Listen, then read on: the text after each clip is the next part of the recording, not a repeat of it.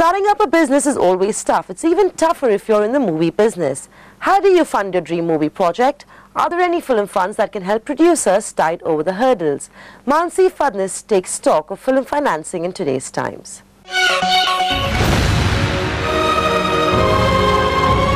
These are B-Town's biggies. Now, what if you're not one of them? How do you fund your film? You could go to a bank. You could get backing from a studio. Or you could simply use Facebook. It may sound far-fetched, but this social network has emerged as a source of funding tried and tested by filmmakers like Anurag Kashyap and Onir. And the trend is slowly catching up. Popularly known as crowdsourcing, this new finance model is adopted by many independent filmmakers, like Hemant Gaba, whose debut film Shuttlecock Boys releases next week. Crowdsourcing, especially by Onir's IM, has become a little well known, and there are people who are willing to do it for you. But if you look deeper, those people are somehow either related to you or they are related indirectly to you. For example, it could be my friend's friend or cousin sister of my friend. So that is very common, that thing that you see happening. And crowdfunding is definitely a model to look forward to, but I don't think so that it's going to work for every film. Now for Onir it works because he's become a brand now. In India, crowdsourcing as a concept is still in its nascent stages. Unlike in the West, where it is a widely accepted model. There are over 400 crowdsourcing websites connected to Hollywood, which is in stark contrast to India, which has just 2 such sites. Apart from crowdsourcing, Hollywood also gets financial support from special film funds that not only cater to known banners, but also to independent filmmakers. Rakesh Zariwala of Ernst & Young says, Bollywood had tried to ape this model too, but has failed in the attempt. Historically, those funds have not played the role of catalyst that they actually ventured out to be. There are a couple of reasons for that. Financial times, that time was very, very bad. People were skeptical putting their money into a project.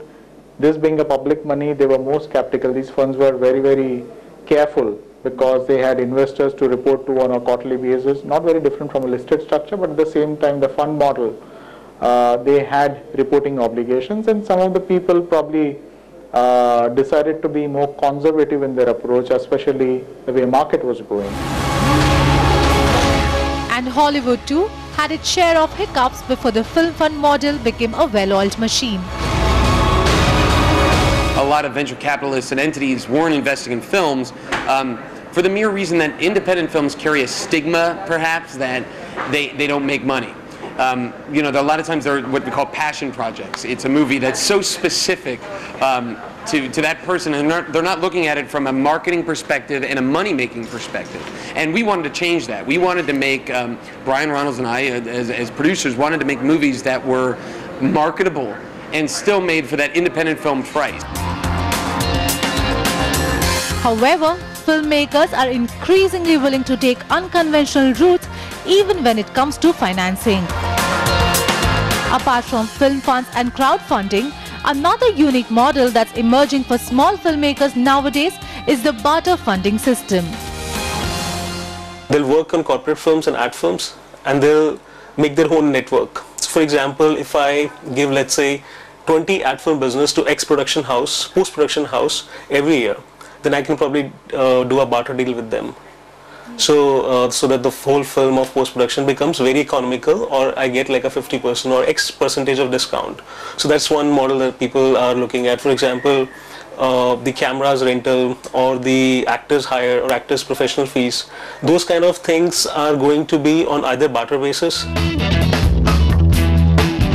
The road may be bumpy for small filmmakers, but big banners and studios have nicely carved out a model for themselves.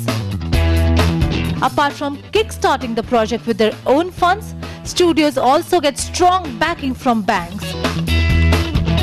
Unlike in Hollywood, where bank finance plays a major role at different stages, in India, the institutional financing comes in only in the last lap of filmmaking.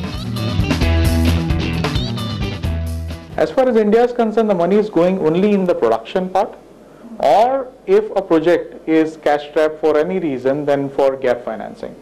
So most of the money in India, in terms of external financing, barring the bank financing, which is an end-to-end financing, or film fund financing, which again can be an end-to-end financing, the gap financing as well as the remainder comes from these sources.